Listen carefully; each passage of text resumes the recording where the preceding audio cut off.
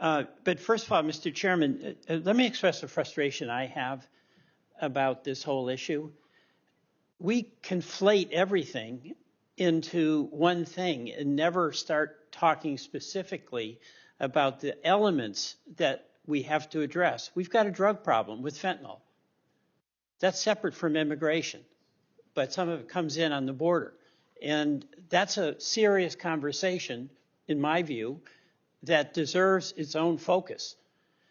Second, we have a labor problem. We need more H-2A and H-2B visas.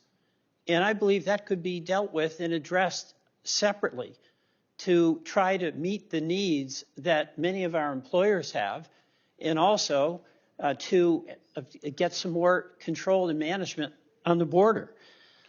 Third, we've got these young people who are not so young now, many of whom have served in the military, but they were brought over by their parents when they were 7 or 8 or 9 years old. We have one who's a graduate of UVM Medical School, and he has an uncertain status.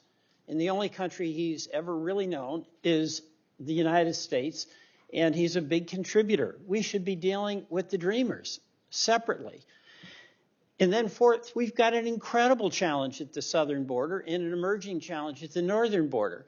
So whether you want to use the term crisis or not, it is a very serious problem. When 2 million people show up at your door, that's a problem because we don't have the capacity to accommodate that. And probably our toughest issue. Now, some of these issues are because Congress has failed to act. I think Senator Lee made some really good points about parole, but that's within our jurisdiction to define what that is. And if we do nothing, how can we blame an administration for trying to do something that makes sense to try to get some control over the border? So this is on Congress. And, Senator Cruz, maybe I would use the term crisis at the border because 2 million people showing up, that's a really serious problem. But it's not as though any individual who has Mr. Mayorkas' job, whether in the Trump administration or the Biden administration, can control a lot of what happens.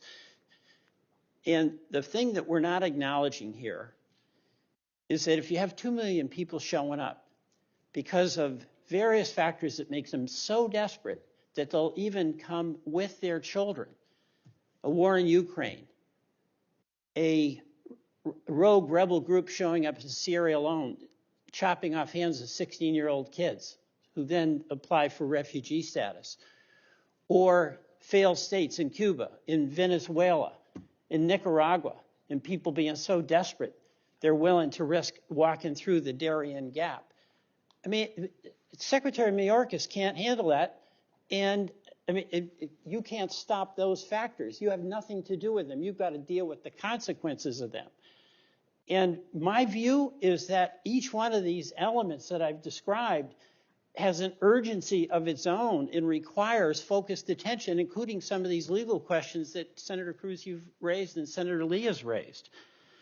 That's just by way of background to express my own frustration about what I see as a failure of Congress to do its part. Now, Secretary Mayorkas, I want to give you